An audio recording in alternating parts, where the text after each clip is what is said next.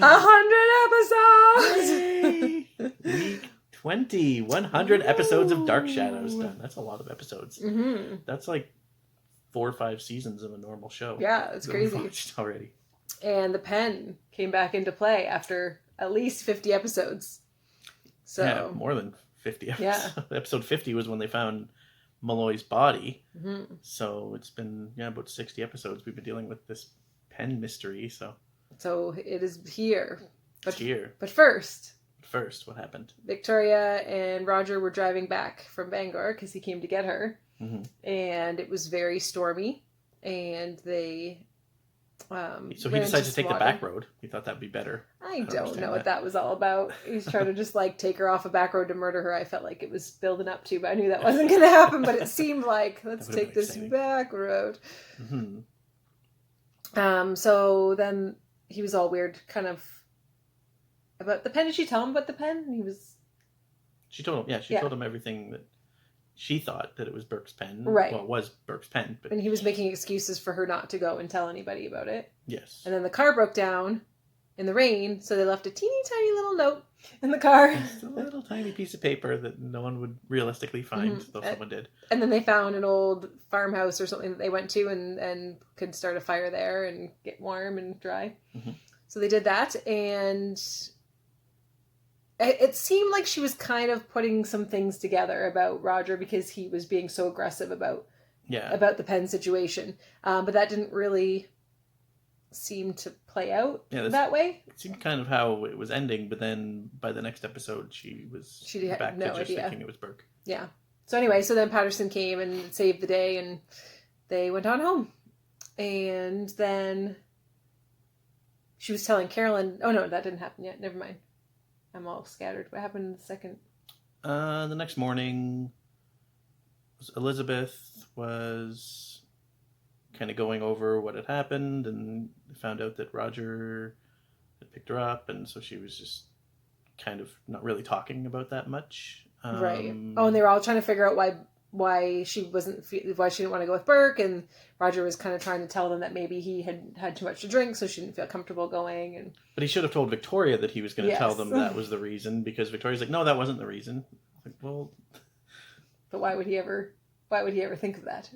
Yeah. It would just save him a lot of trouble, so he just doesn't go there. Yeah. So yeah, that was kind of that. And then Miss Johnson had her first day of work. Yep. Showed up and started things off by snooping in the basement. Yes. And then David was down there and scared. In the middle of the night, was it like 3 in the morning or something? Yeah. And she's just snooping around in the basement. Then all of a sudden, David's hand reaches up and grabs her and hiding in a box. And how did we know that it was 3 in the morning? Because they got new hands on the clock. That damn grandfather clock that we could never read the numbers. Now there's like these thick hands that you could read from a mile away. So that was an exciting improvement. Yes, excited about that. So then she heard the sobbing after David went back upstairs, and she was all freaked out by that. But was it before that she heard the girls talking? Because she went to Burke the next day to tell him about it. Oh, so she heard the girls talking in the morning. Well, David also when they were in the basement, David also kind of figured that she's in cahoots with Burke and doesn't care because he likes Burke and he hates his dad. So he was all about that. And she's like, no. So she wouldn't admit it to him, but he knows. Mm-hmm. So then in the morning, she heard Victoria telling Carolyn that she is afraid of Burke. Oh, because she was going to go on a date with him, but we didn't talk about that yet because Ezra came. No, that was later. This is all confusing. When did she... Oh, hold on. Sorry, I had to take a quick phone call. But I think I got myself straightened around in the meantime. So what were we saying? So in the morning, Carolyn was trying to accuse Victoria of spending time with Burke while she was there, and she was trying to convince her that she wasn't. So she told her that she was afraid of Burke and didn't want to ever see him again, kind of thing. So that's when that happened, and that's what Mrs. Johnson heard. And then she went to Burke's to tell him that what happened with the sobbing sounds that she heard. And she told her that Victoria was afraid of him, and he was trying to figure out why, what had happened. He's like, I didn't do anything. I stepped out of the room for 10 minutes. Mm-hmm. And she was all of a sudden is afraid of me. Yeah. So then there was a knock at the door, and Ezra came in, and so he hid Mrs. Johnson in the kitchen. Mm-hmm. Ezra is one of the workers. Collinsport cannery workers. Yeah. So he said that none of them are going to go over with Burke. None of them are going to take his sweet offer of a new job and more money, and because they're loyal. And he said that we don't have a price, and Burke was like, well, you're the only people I've ever met that don't have a price. And he was like, name it. And just so anyway, so he left.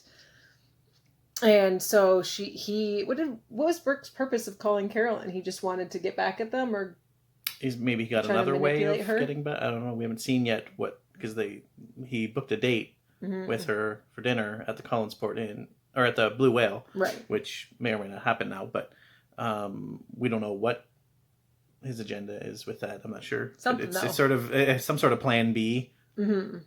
So maybe he's just gonna abandon the whole Logansport cannery thing entirely and just be like, well, then I'm just gonna mess with your daughter, and that'll be my revenge. I don't know. We don't know where he's going with that. So then after that, she wanted to borrow an outfit from Victoria. Carolyn did, yeah. So then she told her that she was going to date with Burke, and Victoria was very upset about that and said, like, you can't be alone with him. He's dangerous, whatever.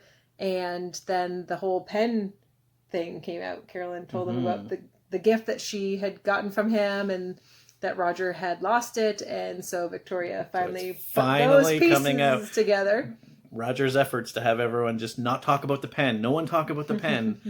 didn't stick. So finally someone, because everyone had all these pieces, and if any two people talked about it, it was just going to all come unraveled, and it did. And it did. So then Victoria went to Burke and told him, but they've decided they don't have enough evidence without the pen, which we think is ridiculous, because they could even if you have the pen, you still don't have really any evidence that it could just be a pen. Yeah, they could go get Blair's pen and pretend that that's the pen. Like there's no.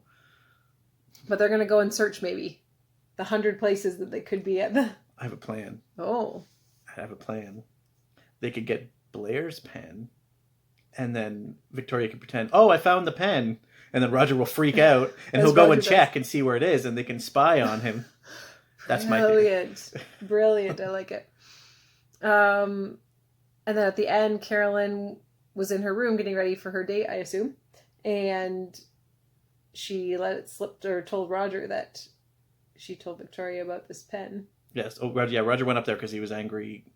David was listening to Carolyn and Victoria's conversation, and so he was jealous that she gets to hang out with Burke and he can't. So he decided to blab and tell his dad that Carolyn was going to have dinner with Burke at the Blue Whale. So Roger stormed up there to let her have it, and then she blabbed about the pen, and Roger now knows that everyone knows, or people are starting to put things together, and why shouldn't I have said anything? And he's like, no reason.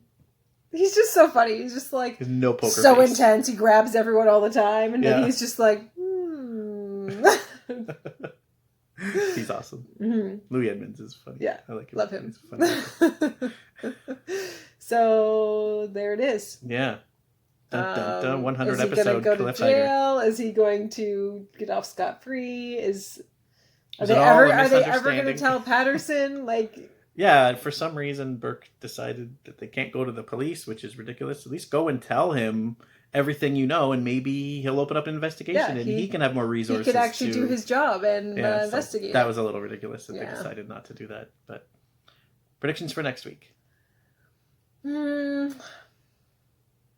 don't think that they can actually find the pen in any way, because, like, buried under a rock, are they going to turn unless they use my plan? They're going to leave no rock unturned. Yes. Well, they assume it's in the house. Mm-hmm. So, but how would they, like, she would have to look for it, because Burke can't come into the house unless she sneaks him in. Mm-hmm. Maybe we'll just go off on some other storyline, and I think they should have a seance. Go back to the ghosts. Have a seance and ask Bill what happened. Obvious solution. I don't know what they're thinking. All right, we'll find out. All right. See you next week. Bye. Bye.